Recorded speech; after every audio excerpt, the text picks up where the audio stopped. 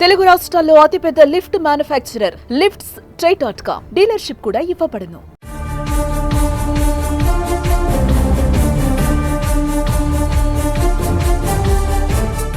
తెలంగాణలో మరో కొత్త వైరస్ కలకలం రేపింది. కుక్కల నుంచి మనుషులకు సోకే ఒక వైరస్ తాజాగా బయటపడింది.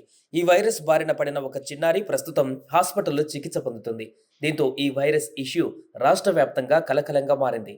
ఈ వైరస్ పై అప్రమత్తంగా ఉండాలని వైద్యులు హెచ్చరిస్తున్నారు. అసలు ఈ వైరస్ కుక్కల నుండి ఎలా మనుషులకి సోకుతుంది? వీధి కుక్కలతోనే ప్రమాదమా, లేక ఇంట్లో కుక్కలు కూడా డేంజరేనా?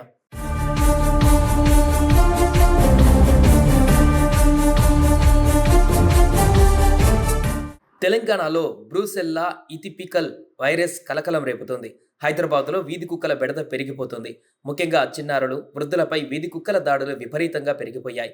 ఎక్కువ శాతం ఈ దాడులు హైదరాబాద్లోనే జరుగుతున్నాయి. ఇంటి బయట ఆడుకుంటున్న చిన్నారులపైన కుక్కలు దాడి చేస్తున్నాయి. ఒకవైపు ఈ దాడుల ఘటనలతో ప్రజలు సతమతం అవుతుంటే, మరోవైపు తెలంగాణలో మరో కొత్త వైరస్ కలకలం రేపింది. కుక్కల నుంచి మనుషులకు ఈ వైరస్ సోకుతుందని డాక్టర్లు నిర్ధారించారు.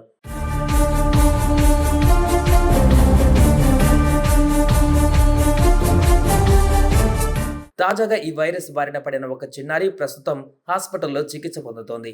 తెలంగాణలోని రాజన్న సిరిసిల్ల జిల్లా కోనరావుపేట మండలం కనగర్తికి చెందిన 4 ఏళ్ల చిన్నారి ఇటీవల తీవ్ర జ్వరం, అలర్జీ బారిన పడింది.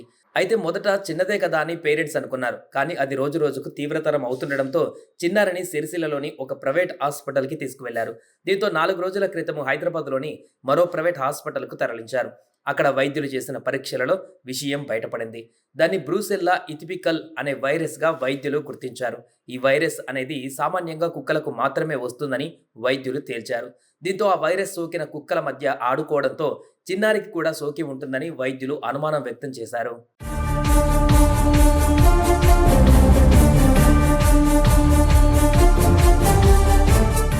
సుమన్ టీవీలో మీ పర్సనల్ అండ్ బిజినెస్ ప్రమోషన్స్ కోసం కింది నెంబర్కి కాంటాక్ట్ చేయండి.